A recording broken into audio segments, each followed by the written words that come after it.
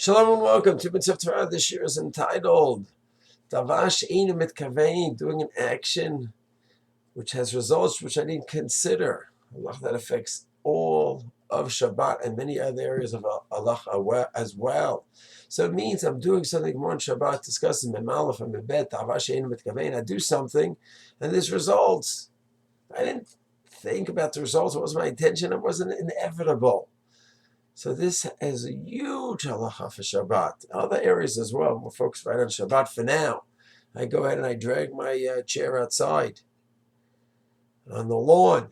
It may rip it up. Do chafira, plowing, it may not. I don't know.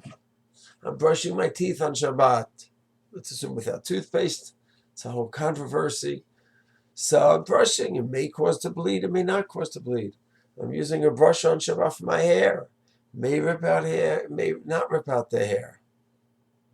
Endless shilas on Shabbat, and the rule is dava she'eino mitkaven. If I don't have that in mind, and it's not a psik ratio, which means it's not inevitable.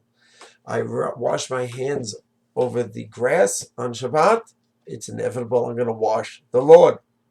I'm going to water the lawn. Zoreya. That's psik ratio. That's a whole nother category. I know my gums are sensitive, and for sure they're going to bleed. That's psik ratio. I know my hair's falling out, and for sure this is going to pull out the hair when I brush. With this kind of brush or any kind of brush, that's psik ratio. But if it's not inevitable, it may or may not happen. Chance it will. Sometimes it does, sometimes it doesn't. This kind of chair may or may not rip up the grass. I don't know. I'm walking in the grass. I may or may not rip it up. All these cases are called davar she'eino mitkaven.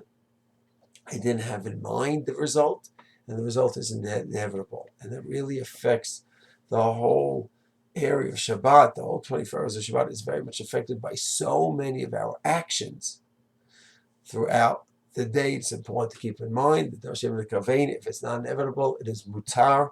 It's fine because that was not your intention in any way. Shalom.